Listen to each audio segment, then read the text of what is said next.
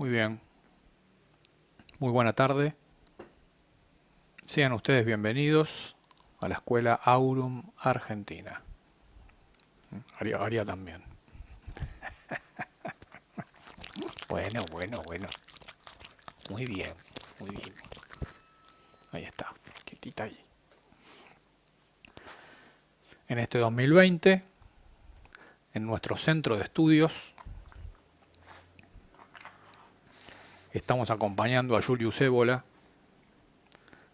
comentando su monumental obra, La doctrina del despertar. Hoy es 11 de abril. Bueno, imagino que cada quien nos está recibiendo en su lugar. Deseamos desde aquí que cada quien en su lugar se sostenga en su propia arquémona, ya que arqué significa principio, el lugar en el cual se constela el principio, que es el fin. Fíjate, el arquémona es plasmar el espacio-tiempo que simboliza el instante donde se origina el laberinto de la vida.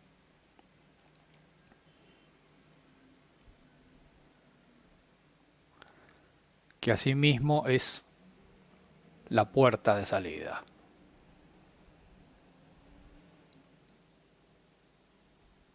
Fíjate, de eso se trata.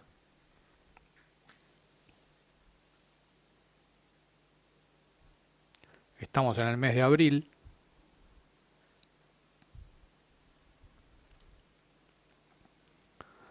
Hace un par de días posteamos en una red social, en Facebook, que la frecuencia Schumann de la Tierra en este momento tiene un piso de 13 Hz. Fíjate, ¿qué significa esto? Hasta el año 2000, la frecuencia Schumann en la Tierra, su piso, era de 7.8 Hz. Esto implicaba, ¿no?, en la medición del tiempo cronológico, con 7.8 Hz de base de frecuencia de resonancia de Schumann, el día dura 24 horas. Bueno, esto era así hasta el año 2000. A partir del año 2000 comenzó a haber una aceleración drástica del piso de la frecuencia de Schumann, por lo cual hasta hace un par de meses estaba entre 10 y 11. Y hace un par de días el piso es 13. Fíjate, casi el doble. ¿Qué significa esto? Que el día, fíjate, ya no tiene 24 horas, tiene prácticamente la mitad, ¿no? Se podría decir que el día tiene entre 12 y 13 horas, tal cual se contaba el tiempo hasta el año 2000. Hay una aceleración del tiempo. El límite, en este caso, de la psicoesfera que se maneja en el espacio-tiempo, con la frecuencia Schumann a 13 Hz, ha sido alcanzado. ¿Qué significa esto? Que estamos en el punto cero. El punto cero en la frecuencia Schumann, en cuanto a la rotación terrestre, significa el punto en el cual acontece el cambio de polaridad. Es el fin de un ciclo.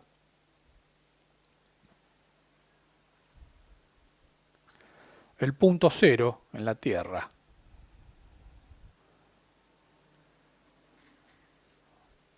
constituyen las fotos que vemos a diario de las ciudades vacías, del mundo detenido, como esa antigua película de ciencia ficción, el día que paralizaron la Tierra.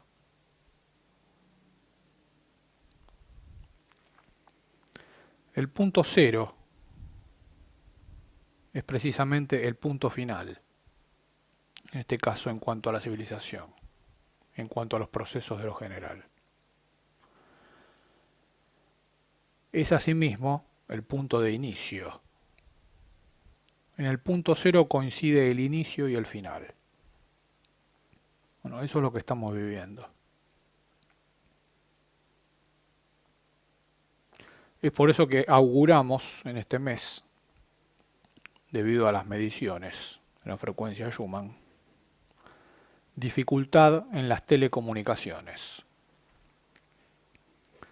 Razón por lo cual exhortamos a cada quien, ¿no?, para que se sostenga desde su voluntad, ¿no?, el individuo sosteniendo la señal de telecomunicación. La telecomunicación no depende del otro, depende del individuo. Así como el clima.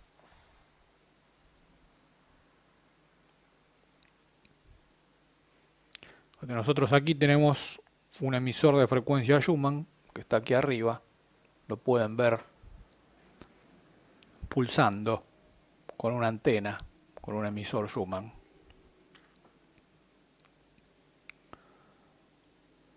Y el otro día aconteció algo curioso. Yo lo tenía medido en 11, ¿no?, para hacer la campana electromagnética.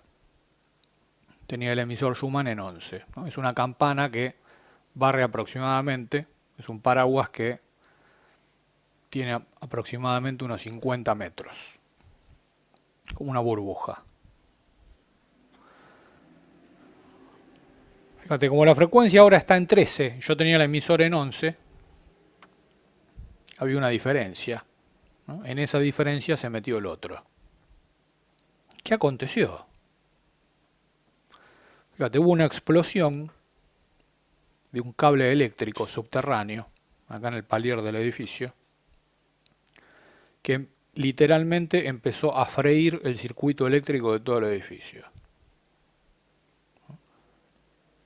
Nos despertamos con las paredes estallando, prácticamente, friendo los cables y con un cortocircuito importante y terminal. Yo alcancé a desconectar la llave térmica en forma manual, porque en automático no cortó. Bueno, cuando salimos fuera, ¿no?, y empezamos a evaluar el daño con los vecinos, curiosamente, el que tuvo el mayor daño eléctrico, en el circuito eléctrico, es exactamente nuestro vecino de arriba, del primero A. Se le quemó la heladera, los 2 televisores, la computadora, toda la fase del departamento. Quedó knockout, podríamos decir. Lo curioso, fíjate que si alguien tuviera que bombardear, ¿no?, desde una segunda intención, y le dan las coordenadas de donde estamos localizados, en Aurum, fíjate como si nos hubieran enviado un misil. El misil buscó las coordenadas, pero fíjate, no pudo traspasar la cúpula de protección que tenemos. Por ende, le estalló al que está arriba nuestro, esa cuestión. O sea, ese ataque iba dirigido hacia nosotros, para que el día de hoy, ¿no?, ya no tengamos energía eléctrica. La cúpula resistió. Fíjate, el sistema de defensa de Aurum, el escudo.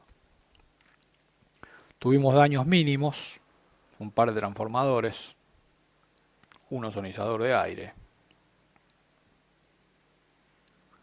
Pero con respecto a lo que debió haber sido el daño, es prácticamente nulo. Bueno, estamos aquí. Fíjate, esa es la segunda intención del demiurgo, ¿no? O sea, porque fue el único edificio de la cuadra que experimentó esa cuestión. No fue una cuestión general, fue una cuestión dirigida específicamente a esta dirección.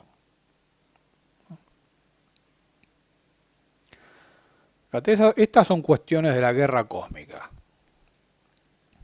podríamos decir.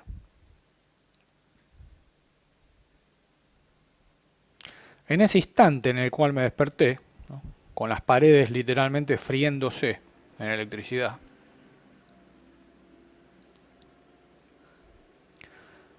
es como si hubiera tenido acceso durante unos segundos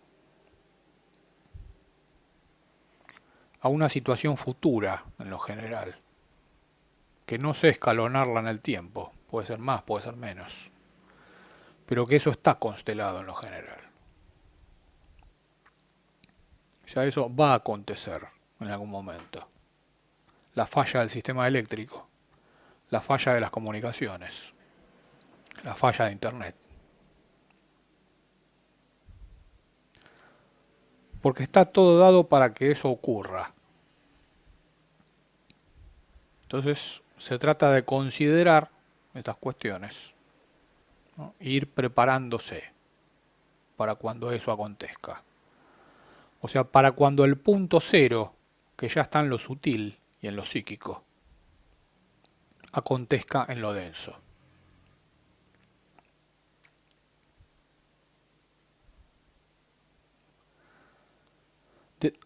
Otra manera de interpretar lo que estamos viviendo a nivel planetario podría ser, ¿no?, la activación del Kundalini planetario. Fíjate, desde el New Age, cuando se habla de ese tema, se lo toma como algo positivo. Fíjate, la activación del Kundalini planetario, ¿no? Se lo toma como algo deseable, positivo, que acontezca. Fíjate, en lo real, en lo individual, es algo terrible. Porque el Kundalini lo maneja el otro. El Kundalini está seteado para que lo maneje el otro en contra nuestro. Kundalini es lo que sostiene al registro imaginario. Es lo que sostiene al sueño vigílico, en lo general. Es lo que impide despertar, curiosamente. ¿Por qué? Porque la serpiente está manejada por el otro, en su designio. Por eso en el rito, fíjate, de las magias sexuales, cuando el sadaka, ¿no?, el aspirante a sida, se apoya en el sí mismo y realiza ese rito de activación de Kundalini, es un acto de guerra. Porque es activar la serpiente que responde al otro, y el ritual debe tener como resultado, ¿no?, que la serpiente ya no responda al otro y responda al individuo. Pero es un acto de guerra. La situación planetaria que estamos viviendo es exactamente lo mismo. Fíjate. Esta situación la planteó el otro, pero esta es una posibilidad para apropiarnos de esta situación. Fíjate, cuando le preguntaron a Jung por el tema de los chakras y el Kundalini, Jung dijo dos cuestiones tremendas, totalmente vigentes al día de hoy. Lo primero que dijo es que en el hombre occidental los chakras están al revés, ¿no? Porque el hombre occidental tiene el sexo en la cabeza. Fíjate, ¿qué quiso decir Jung con eso?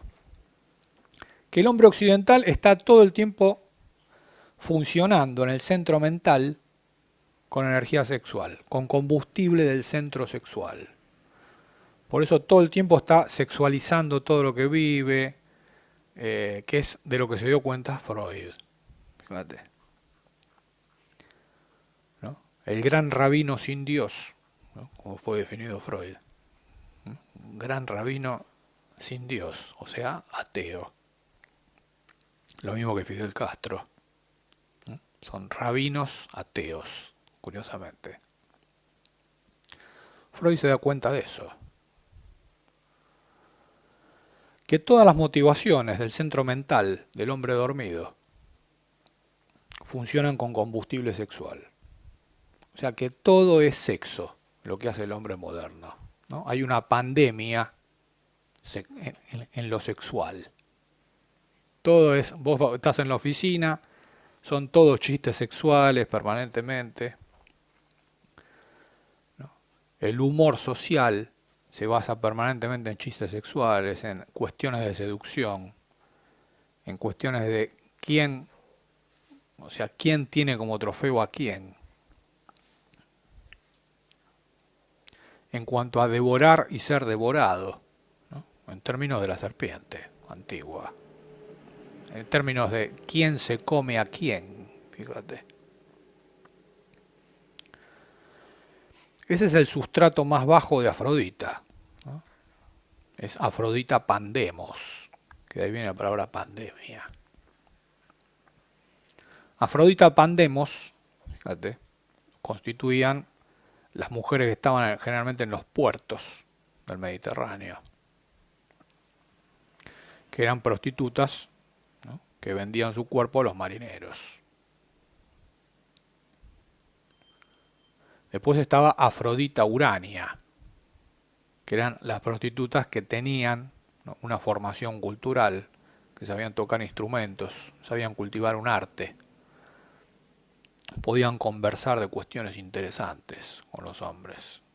Esos eran la élite, las prostitutas. Afrodita Urania, porque conectaban con lo alto, ¿no? Iban hacia lo alto. Utilizaban el sexo, pero como aspecto de combustible para ir hacia lo alto. Afrodita Pandemos, por el contrario, era simplemente la descarga del centro sexual, en términos de pulsión de muerte. Era lo que decía Gurdjieff, ¿no? Que era la función inferior del centro sexual, es que el hombre y la hembra, a través del acto sexual, descargan venenos a través del acto sexual que si permanecen dentro de sus cuerpos los pueden enfermar e intoxicar. Esa es la función inferior de Afrodita Pandemos, el intercambio mutuo de venenos. Solo el individuo orientado hacia el sí mismo puede sublimar el veneno y transformarlo en remedio. Fíjate, este es el desafío de esta época. ¿En qué consiste el desafío de esta época? Fíjate. El otro ha confinado en forma obligatoria al cuerpo colectivo de la humanidad en sus respectivos hogares. Fíjate, eso es lo que estamos viviendo, un confinamiento obligatorio. Eso que puede ser enloquecedor para lo general, que puede ser venenoso e intoxicante para lo general, para el individuo puede ser un remedio. O sea, el individuo, fíjate, cuando entra en la runa odal, en el arquémona propio, de su propio espacio-tiempo sagrado, donde se constela el inicio y el final, se fortalece. Las multitudes, cuando se ven confinadas obligatoriamente, o en una cárcel, o en una escuela, o en un hospital, o en un psiquiátrico, institutas que fueron creadas simultáneamente con la Revolución Francesa, aclaramos, son las institutas de la modernidad en las cuales se confina a los niños, escuelas. se confina a los adultos, hospitales. Se confina al loco, psiquiátrico. O se confina al delincuente, cárcel. Curiosamente, esas institutas tienen la misma geografía, en el cual hay un panóptico, como si fuera el ojo que todo lo ve, que se dedica, como diría Michel Foucault, a vigilar y castigar. Fíjate, ese es el paradigma de la modernidad, que hoy, en la situación en la cual estamos, confirmamos a diario.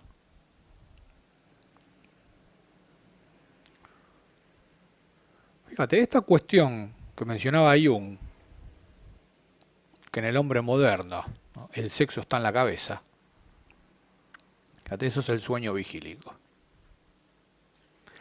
La otra cuestión que mencionaba Jung es que la máxima bendición en un chakra, ¿no?, cuando el Kundalini pasa a otro chakra, se transforma en una maldición. Ese es el otro referente que dejó Jung en su infinita sabiduría. Fíjate, es algo similar a lo que habíamos desarrollado en plenarios anteriores, ¿no?, cuando don Juan Matus se refiere a los 4 enemigos del hombre. ¿No? Que decía, el primer enemigo era el temor se ahuyentaba con la claridad, pero la claridad pasaba a ser el segundo enemigo del hombre, ¿no? Fíjate, eso es cuando se cambia de chakra.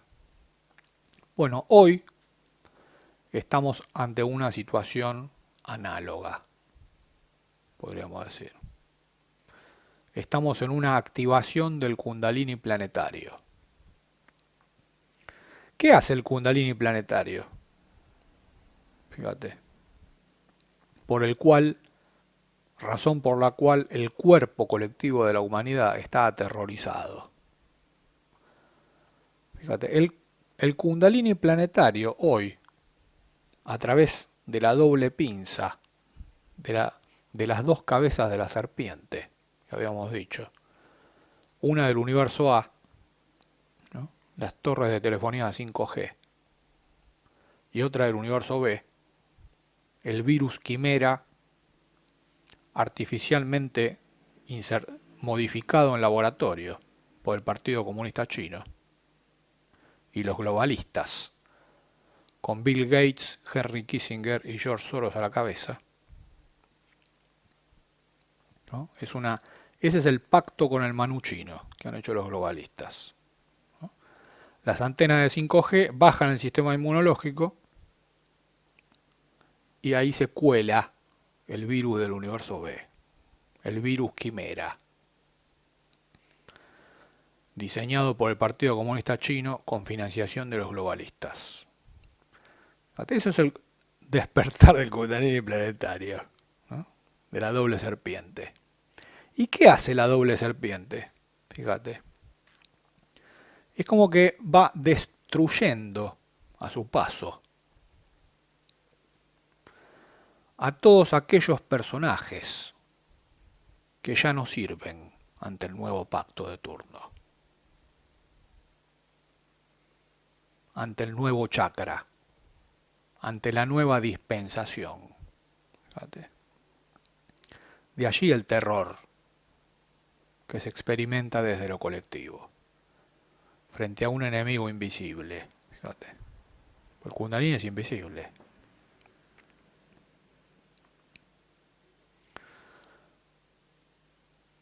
Fíjate, ¿cómo encara el individuo esta situación? Desde el punto cero, que es en el cual estamos. ¿Qué sería el punto cero?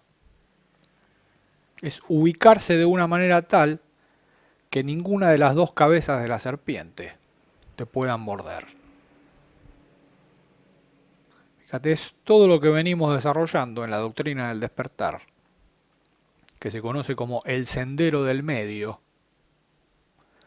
dicho desde el universo A, o el nirvana, dicho desde el universo B. Fíjate, ¿qué sería el nirvana? Es buscar el punto cero en toda situación. Fíjate, buscar el punto de inicio y fin en toda situación. Simplificar el laberinto al máximo. Bueno, eso es lo que vamos a desarrollar hoy. En el capítulo 9 de la doctrina del despertar, de la segunda parte, que se denomina rastros del sin semejante, ¿no? Los rastros del que no tiene semejante, o sea, del despertado. Porque, ¿qué quiere decir sin semejante? Que no se lo puede comparar con nada ni con nadie. Del que no tiene antecedente, porque es original. O sea, que reside en su propio origen. El sin semejante.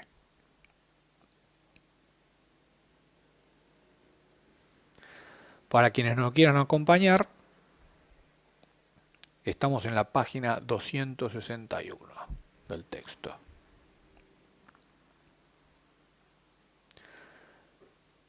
La cual dice así: el budismo originario tiene una expresión negativa bien conocida, debido a la meta final del ascetismo ariya, que es el nibbana, en sánscrito nirvana. Fíjate, esto del nirvana es un tema muy complejo, muy profundo, porque los ateos materialistas, ¿no? O sea, los comunistas, los que constelan a la izquierda en todos los ámbitos, cuando se refieren al nirvana, al concepto del nirvana, ¿no? Cuando fueron traducidos la mayoría de los textos iniciáticos de Oriente desde una concepción de izquierda, ya que una de las principales funciones de la revolución bolchevique fue traducir textos iniciáticos hacia Occidente, textos orientales, pero desde la óptica de la izquierda. Fíjate, el nirvana, visto desde la izquierda, es la nada. Fíjate. Es curioso. ¿Por qué alguien de izquierda, ateo materialista, ¿no?, conceptualiza como la nada al nirvana, ¿no?, y a la extinción? Porque lo ve desde la manía y la sed samsáricas. Fíjate, cuando la manía y la sed samsáricas perciben al nirvana, al punto cero, no ven nada. No ven lo que tienen enfrente.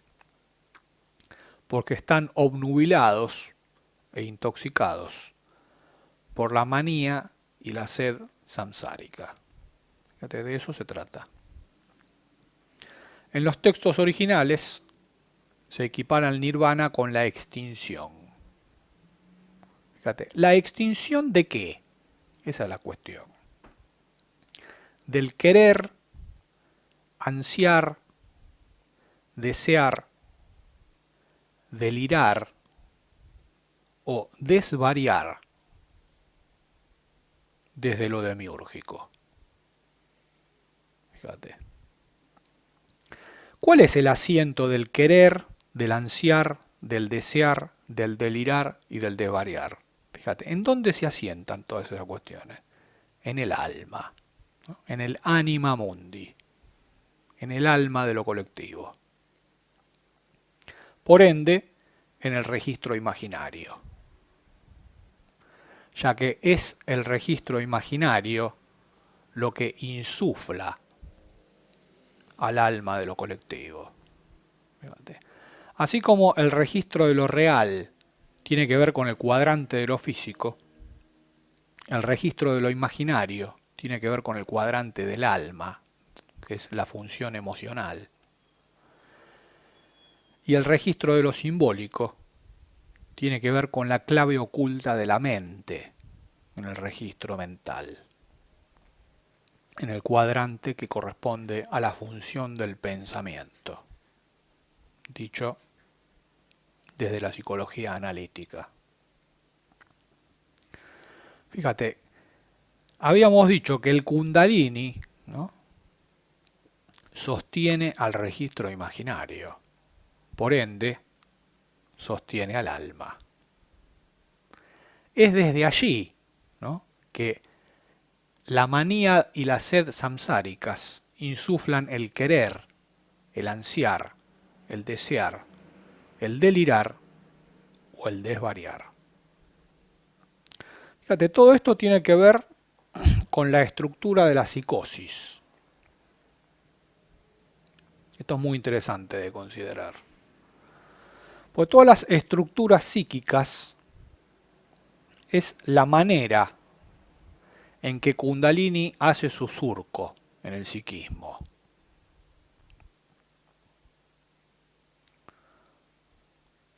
Podríamos decir, a grosso modo, que el surco de Kundalini en el cuadrante de lo físico da lugar a la histeria.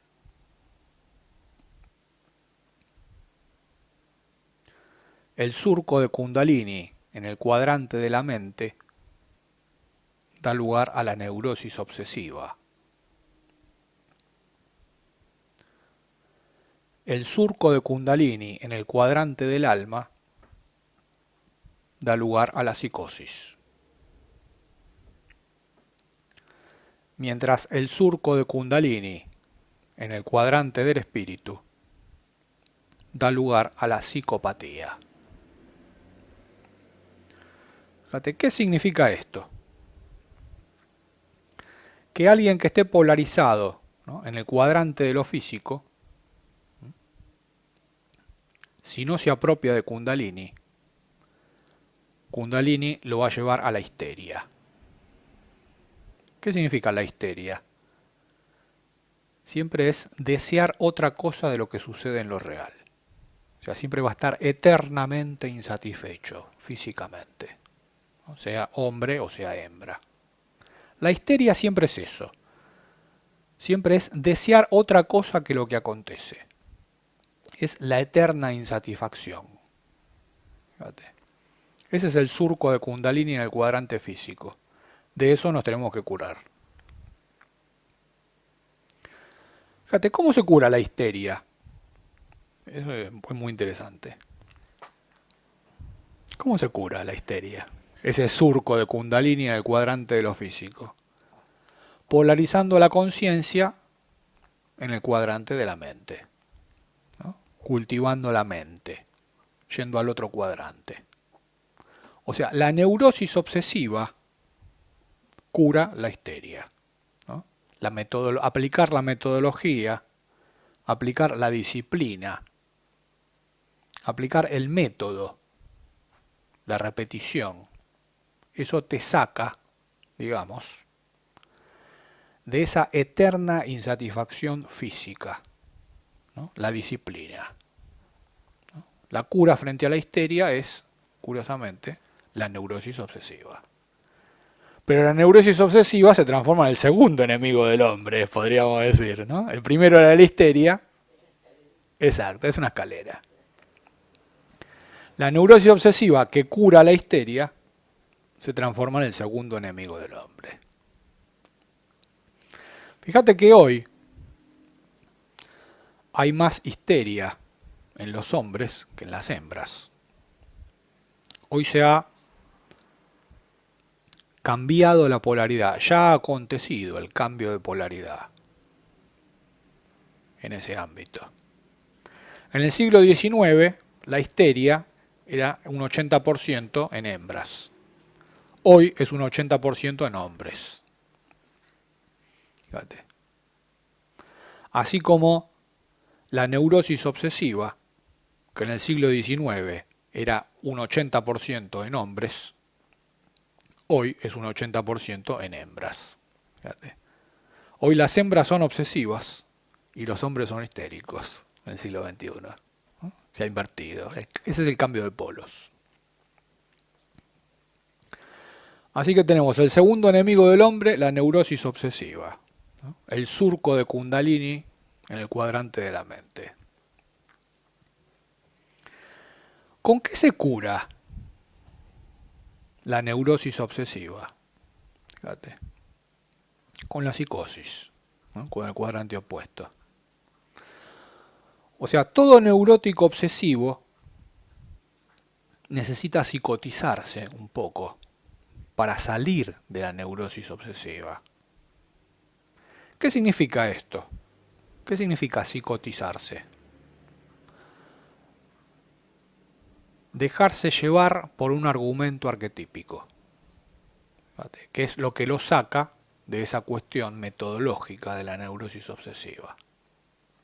Entrar en un argumento arquetípico del otro, como quien se sube a un colectivo, o a un taxi, o a un remis, ¿no? Que te lleva a otro lado.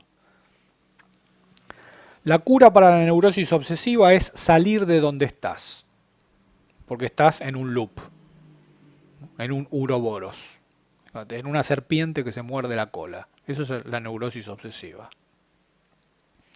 Entonces hay que salir de eso. La psicosis garantiza eso. Pero el problema de la psicosis, ¿no? Es que te subís a un colectivo y no sabes a dónde te puede llevar el colectivo, ¿no?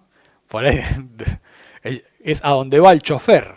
La mayoría de la gente, el problema con la psicosis es que la mayoría de la gente se sube, ¿no? A argumentos que no saben a dónde lo van a llevar, ¿no? Y se suben y dicen, bueno, yo me bajo a donde me lleve esto. Y no se bajan nunca.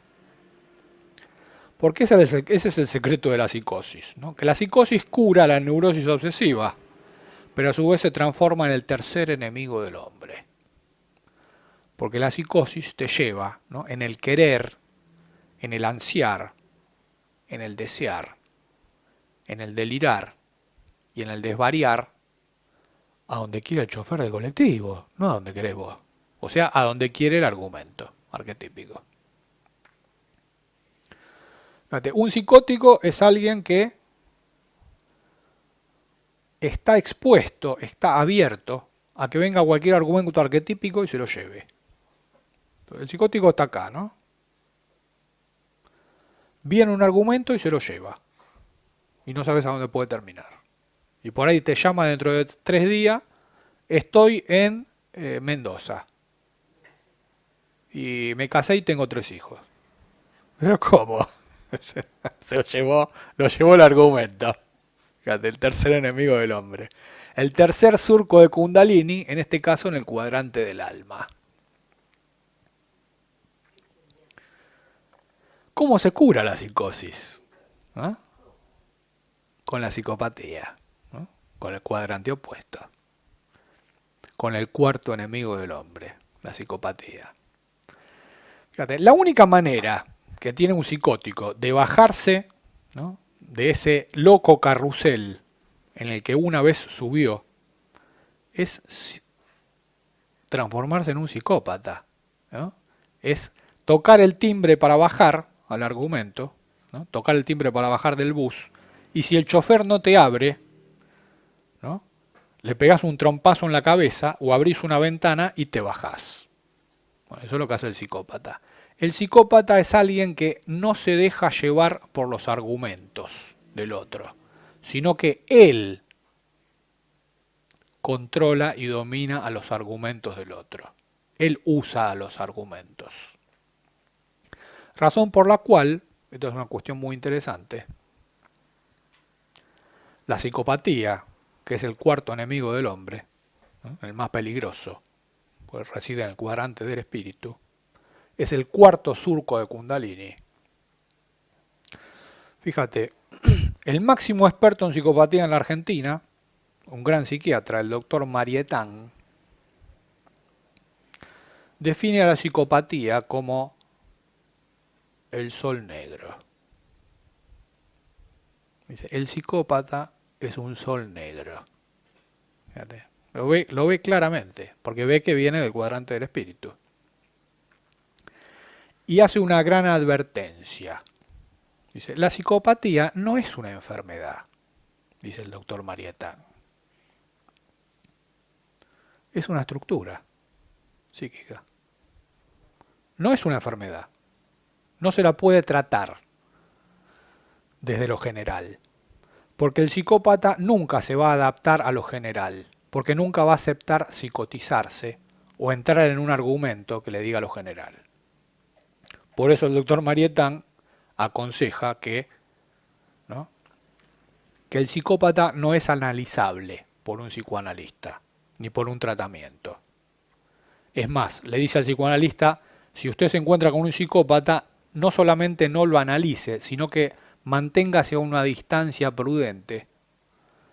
Porque si usted se expone demasiado a un psicópata, lo más probable es que usted termine convencido por el psicópata. Fíjate lo que dice Marietán. Notable. Fíjate, ahí a grandes rasgos están los 4 enemigos del hombre, en los 4 cuadrantes, los 4 surcos de Kundalini.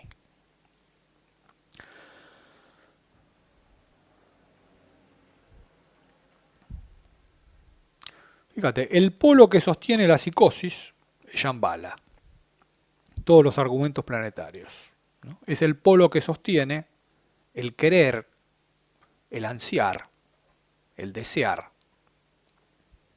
el delirar y el desvariar.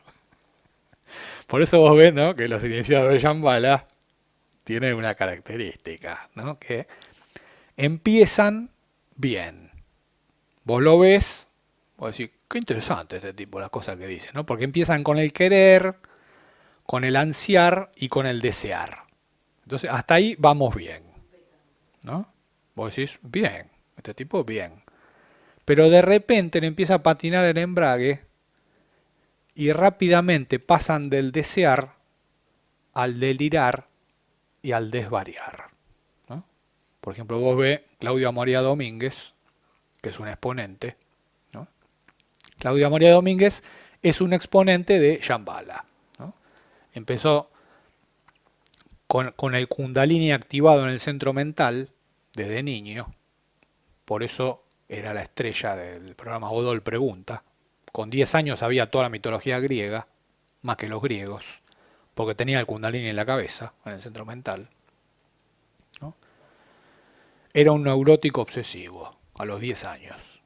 Por eso ganó Godol Pregunta. Ahora, eso mismo que lo hizo ganar, fíjate, que fue la máxima bendición para ese momento, que lo catapultó. Fíjate que luego lo lleva al tercer enemigo, a la psicosis. Y ahí empieza con el desear, con el querer, con el delirar y con el desvariar. Fíjate que él se hace famoso luego, como periodista, haciéndole notas a los grandes exponentes del Kundalini planetario de Shambhala, que eran Sai Baba, en la India, y la Madre Teresa. Fíjate. Ambos exponentes del Kundalini planetario. Y ahí es como que es relanzado a la fama. Pero si te fijas en los programas estos que hace, tiene todas las características del iniciado de Shambhala, que es que le patina el embrague, empieza a hablar cada vez más rápido, se empieza a reír él solo de lo que piensa y de lo que dice, y queda como en una especie de burbuja dentro del delirar y del desvariar. Fíjate, la solución de él para este momento de la pandemia es reíte mucho, por ejemplo, ¿no? Una de las soluciones que da.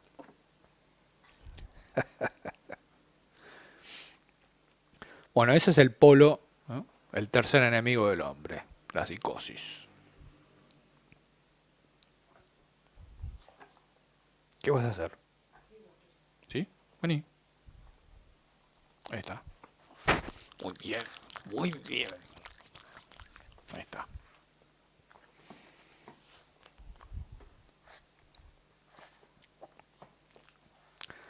Fíjate, el texto de Ébola lo dice claramente. El nirvana parece realizarse precisamente en el punto en el que los asaba y los taña, o sea, las manías intoxicantes y el afán, quedan por completo neutralizados. Fíjate, ¿cuál es el remedio ante los 4 enemigos del hombre, ¿no? Estructurales? ¿No? Histeria, neurosis obsesiva, psicosis, psicopatía. Podríamos agregar un quinto enemigo que corresponde entre el cuadrante de la mente y el cuadrante del alma, cuando se realiza el cruce, que es la estructura de la perversión. Fíjate, ¿qué significa la estructura de la perversión? La estructura de la perversión acontece en el cruce de cuadrante de la mente al alma. La perversión es decir sí y no al mismo tiempo. ¿Qué significa esto? Un perverso es alguien que te dice sí y no al mismo tiempo. En eso radica la perversión. ¿Qué significa esto? Fíjate, que con la mente te dice que sí y con el alma te dice que no. Que con el pensamiento afirma algo y con sus emociones lo niega.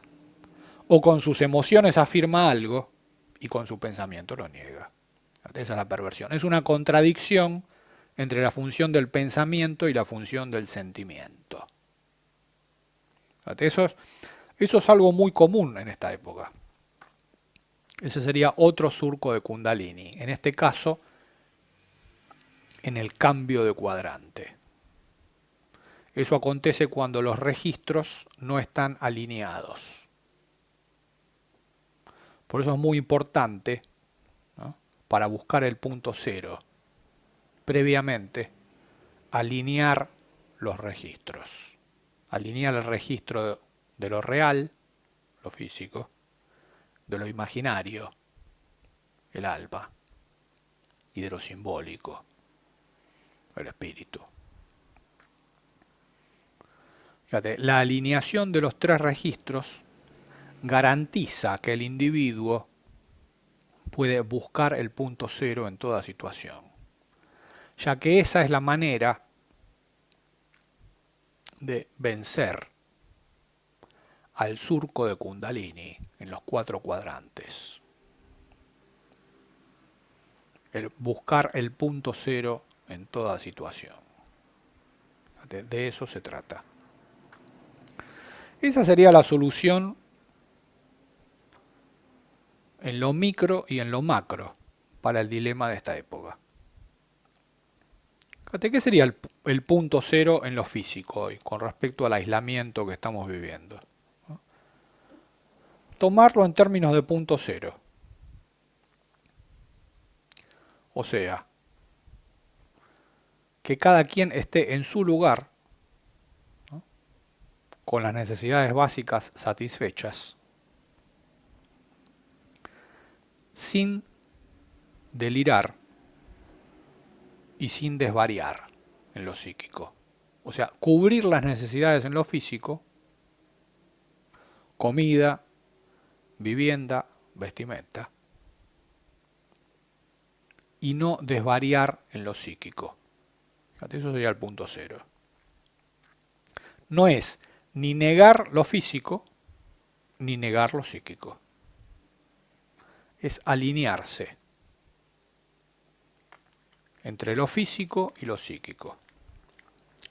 Fíjate que la mayoría de la gente tiende a polarizarse en un polo, ¿no?, ser acumuladores masivos, van al supermercado y compran todo, en lo físico, ¿no?, principalmente papel higiénico, por ejemplo, ¿no?, compran más de lo que necesitan, ¿no?, exceso en el cuadrante de lo físico, o se van al otro polo, ¿no?, cuando están ahora en el aislamiento empiezan a desvariar y a delirar en lo psíquico, con las teorías cooperativas, con un montón de cuestiones. Se empiezan a desajustar psíquicamente.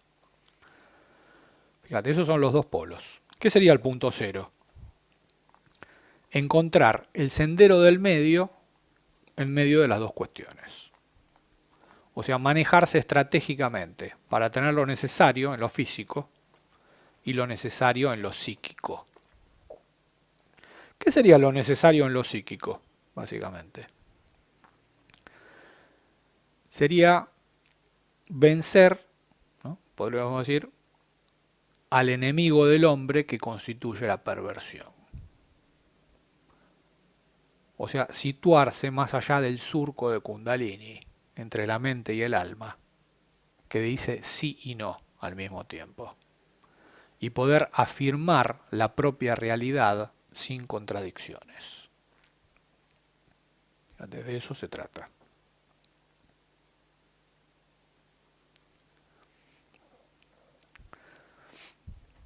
Y dice el texto, solo a un intoxicado crónico le puede venir a la mente que el fin de la intoxicación sea también el fin de la existencia.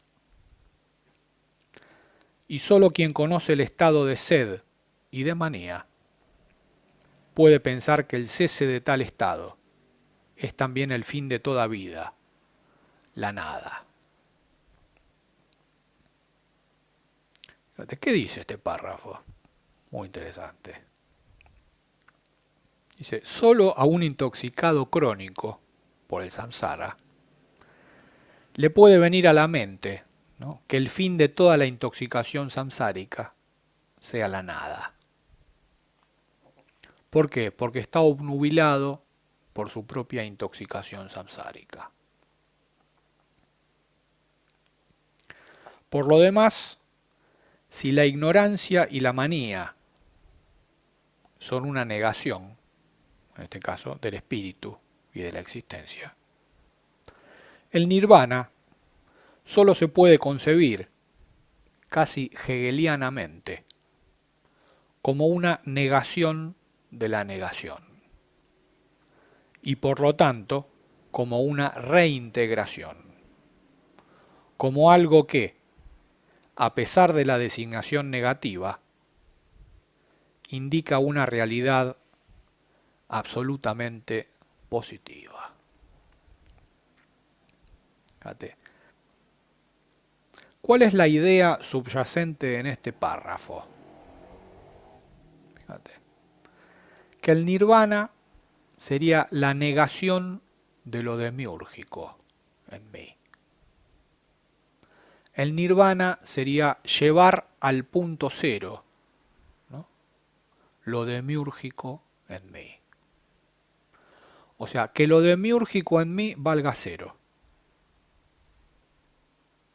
Como si tuviéramos, viste, el contador del auto, el tablero de control. Entonces tenés contador de lo demiúrgico en lo que vivo.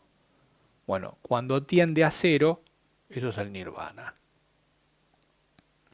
Cuando todo lo que vivo, lo que digo, lo que pienso, lo que siento y lo que hago, en términos demiúrgicos, tiende a cero. Eso es el nirvana. Eso es extinguir lo demiúrgico en mí. Extinguir los designios del otro en mí.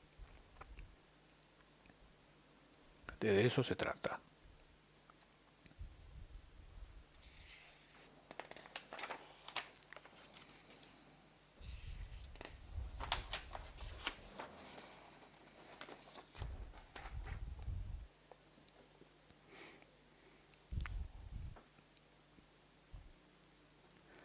Y continúa diciendo el texto.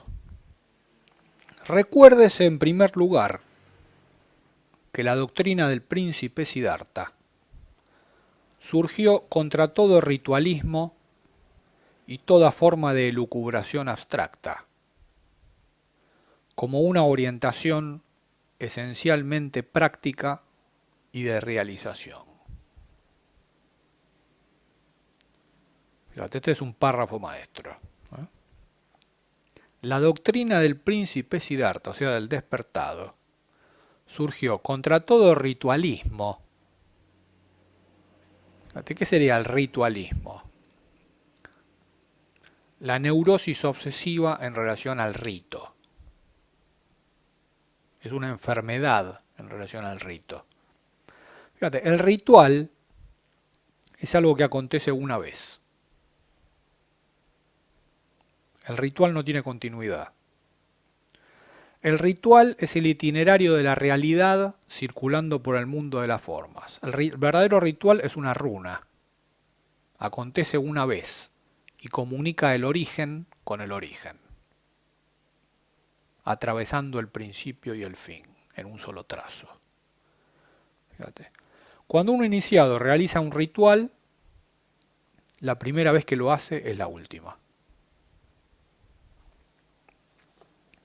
Eso es un ritual. No tiene continuidad en el tiempo. Por eso es un ritual. Después vienen los seguidores, ¿no? Los que están mordidos o por la histeria o por la neurosis obsesiva y hacen un rito, que es la repetición del ritual. Ahí empiezan los problemas, ¿no? Cuando imitan en forma vacía, como una cáscara vacía, lo que un iniciado hizo como un gesto de guerra o de amort total. El problema viene cuando viene la copia, ¿no? Viene la neurosis obsesiva y hace la copia en forma de rito. Fíjate que sería un rito de esta época, ¿no? La misa, por ejemplo. Lo que Jesús hizo hace 2000 años, fíjate,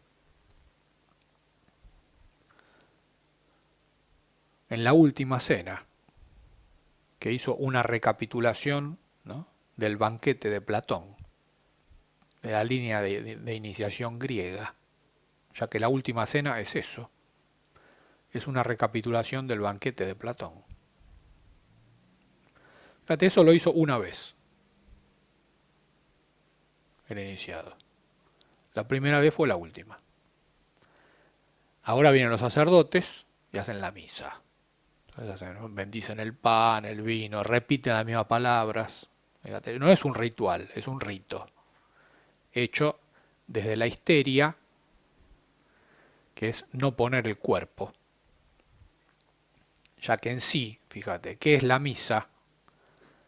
Sino tener la tranquilidad de la neurosis obsesiva, de que porque fuiste un domingo, una hora, a ese lugar, podés sacarle el cuerpo a la realidad durante una semana, sin ningún tipo de problemas. Fíjate, la neurosis obsesiva de la misa, que es la repetición del rito, es lo que te da el carnet de inmunidad diplomática para hacer cualquier cosa durante 7 días. Total, después voy y me confieso. Entonces no tengo que poner el cuerpo, o sea, pura histeria. No tengo que comprometerme en lo que hago, ni tengo que dar respuesta.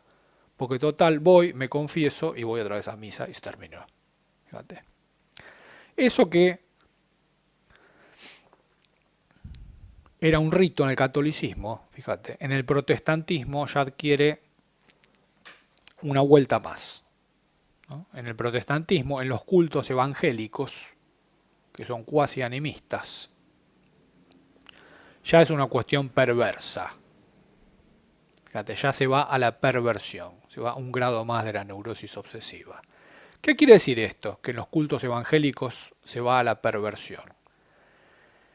De que el que toma el micrófono, y es el principal protagonista del culto evangélico, es el que más pecó en la semana, el que más se drogó, el que más infringió la ley, y el mayor delincuente, porque es el que más pecó, ¿no? Y es el que más se arrepiente en ese momento, y el que a partir de ese momento, por el Espíritu Santo, tiene más vía libre para seguir pecando, para la semana que viene volver a subir el estrado, volver a tomar el micrófono y volver a arrepentirse.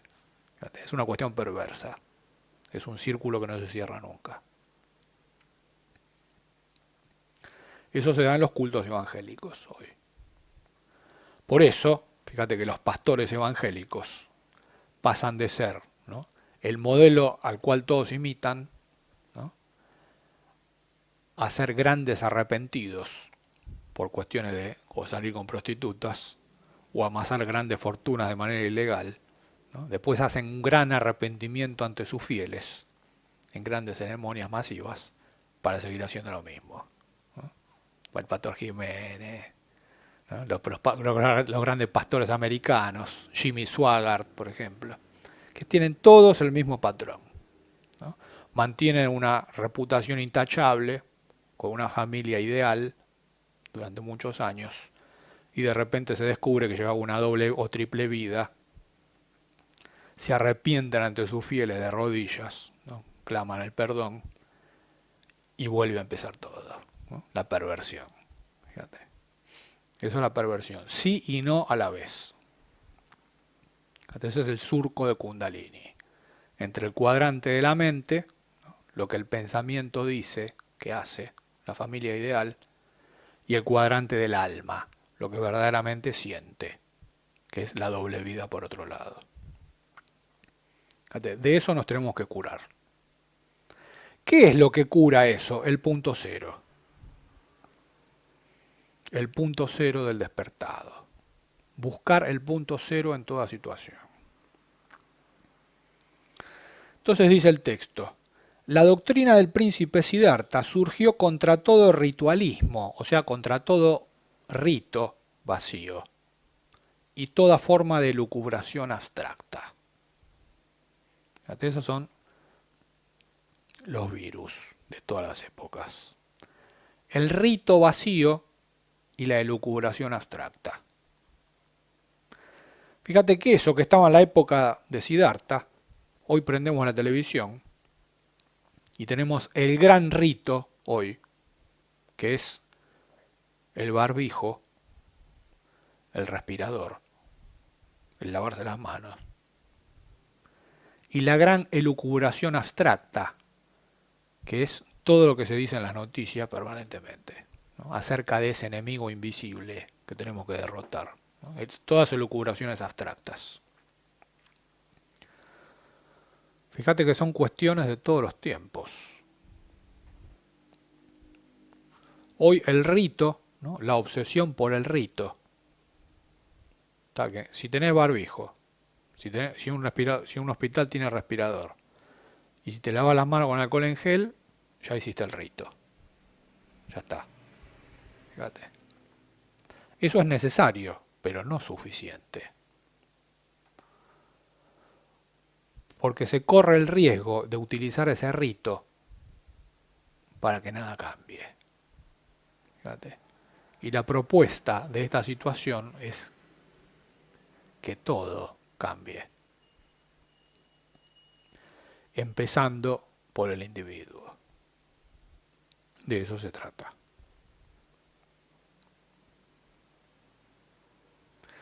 Por ello, se dice en el texto que el pensamiento escéptico o filosofante, fíjate, del cual ya habían surgido una múltiple variedad de sectas y escuelas contrapuestas. Fíjate lo que dice. Habían surgido ya en la época de Siddhartha una múltiple variedad de sectas y escuelas contrapuestas que se basaban o en el escepticismo, ¿no?, o en la especulación abstracta, los dos extremos. Fíjate, ¿cuál sería el punto cero? Que es lo que ilustra el despertado con el sendero del medio.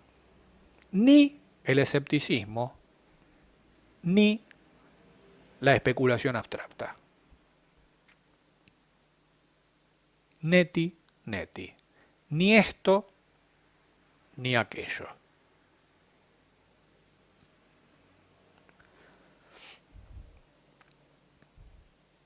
Y finalmente, dice en otro párrafo maestro del texto: el silencio, por lo tanto, respecto de la problemática referente a la naturaleza del estado de nirvana y al destino de un despertado tras la muerte, fue impuesto también por una razón práctica. Toda idea a este propósito no habría sido más que una opinión, doxa, y como tal habría sido una cosa inútil y vana, sino incluso perjudicial. Fíjate, esa es la precaución mágica que tiene el despertado para no meterse en el laberinto de las opiniones. Fíjate, ¿cuál es el formato característico hoy de los medios de comunicación? Los opinólogos. Fíjate, un despertado jamás se metería en el laberinto de los opinólogos, ¿no? De los panelistas, de los que están en un panel, o panal, mejor dicho, ¿no? Y mediante las diferentes opiniones ocultan la verdad.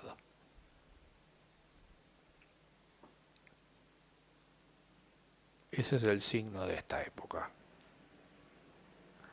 Fíjate, de eso hay que liberarse. En los textos originales se dice lo siguiente: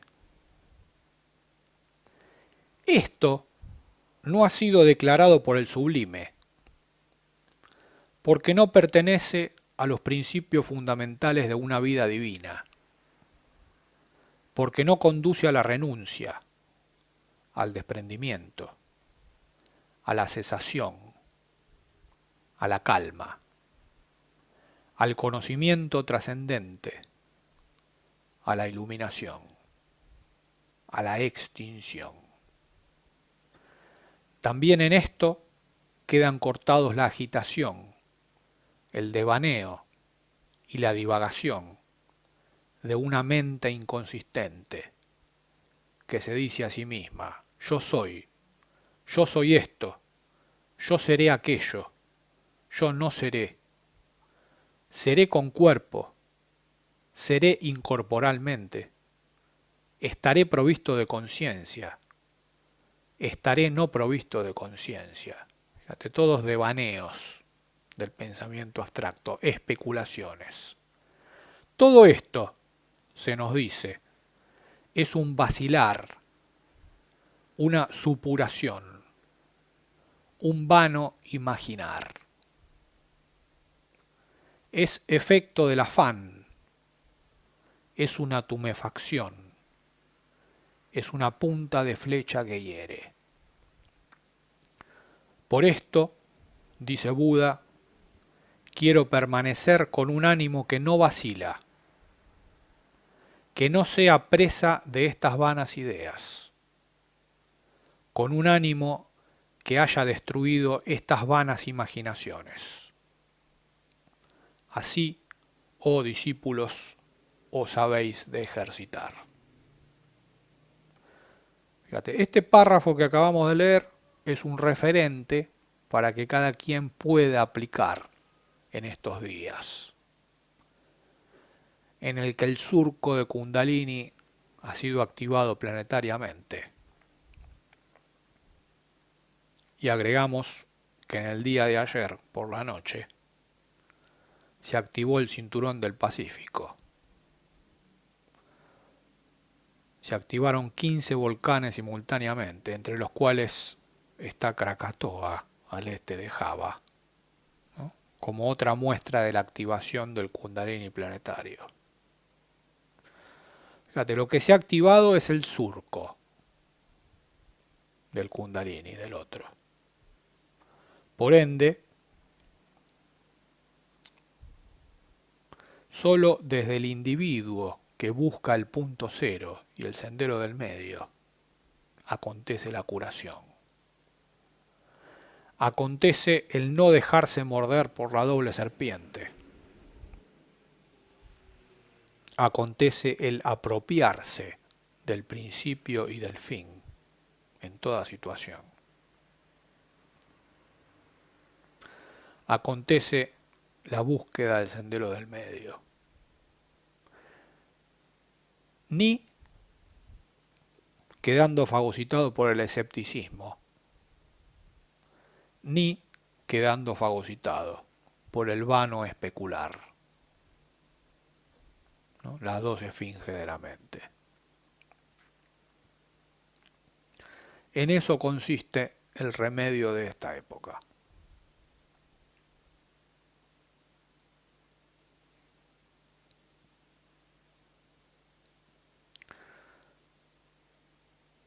Fíjate que desde desde la geopolítica oculta, todo esto que están haciendo, el pacto entre los globalistas y el Manu chino,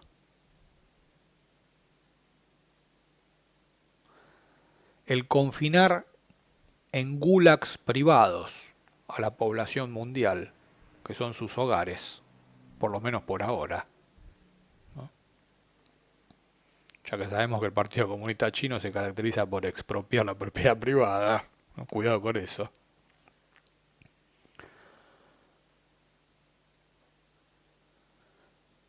Fíjate que lo general, para poder controlar al cuerpo colectivo, lo tiene que confinar en un gulag, que hoy son los diferentes hogares. Pero eso, que a lo general lo puede debilitar y quebrar incluso, llevándolo hasta el límite, para los individuos que están polarizados en el yo real, orientados hacia sí mismo, los puede hacer más fuerte esa cuestión. O sea, cuidado, porque los individuos, cuando salgan de su runa odal, de ese arquémona, saldrán más fuertes y orientados que nunca. Y saldrán como una flecha dirigida hacia el sí mismo, como la runa Tyr, en un acto de guerra total, plasmando en acto al Dios que cada quien es en el origen.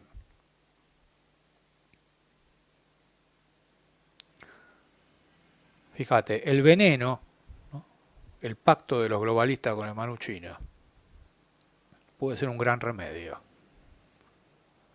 Porque luego de este confinamiento pueden aparecer varios dioses hombres sobre la tierra.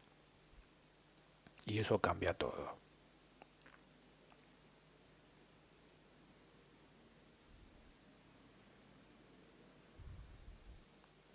En eso está la posibilidad.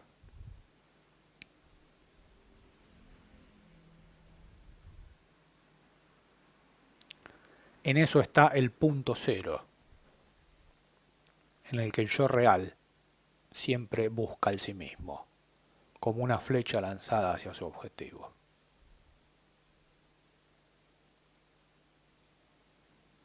Dicho esto, creo que la introducción ha sido lanzada. Podemos ir a un buen intervalo, aprovisionarnos y seguir viaje. Hoy hemos elegido una obra maestra para visionar. El filo de la navaja, una obra de Somerset Maugham, protagonizada por Tyrone Power, en una versión cinematográfica en la cual se ve al individuo en una época parecida a la actual. Por eso hemos elegido la película, ¿no? El argumento transcurre durante la década del 30 y atraviesa, ¿no?, la gran crisis económica que aconteció durante la Gran Depresión, en el cual también fue un gran reajuste planetario, ya que las bolsas de todo el mundo, ¿no?, en lo financiero, son las encargadas de administrar el karma planetario. Esa es una cuestión muy oculta.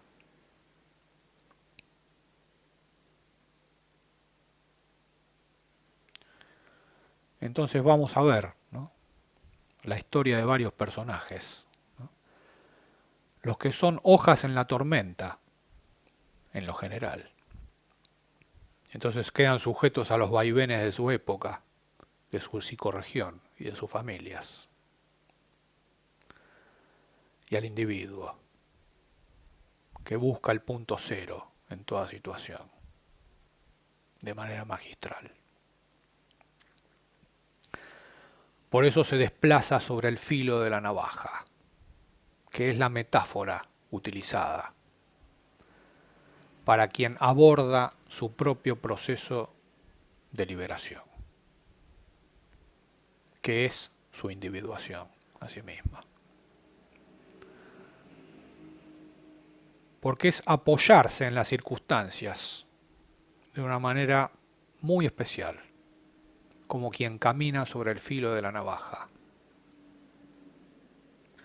Tiene que caminar sin cortarse. ¿Viste como decía Kwai Chang Caine en esa gran serie Kung Fu? Tiene que caminar de una manera tal sobre el papel de arroz que es su propia vida, que camine, se desplace, sin dejar huellas, sin dejar residuos, sin dejar surcos. Porque el problema es que si él deja un surco, si él deja una huella, la serpiente utilizará ese surco que él dejó en contra de él. Y en eso está su batalla.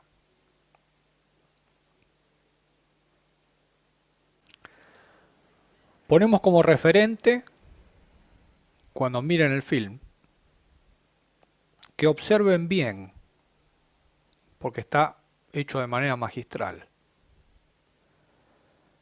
la forma de caminar la vida que tiene el protagonista. Entre argumentos que nosotros vivimos a diario. ¿Cómo camina quien transita el filo de la navaja? ¿Cómo se desplaza entre los argumentos arquetípicos dados por el otro? Así que, bienvenidos a esta magistral enseñanza. Y luego del proyectado, lo comentamos y damos lugar a las preguntas y respuestas. Muchas gracias, compañeros, por estar presentes. Hoy más que nunca.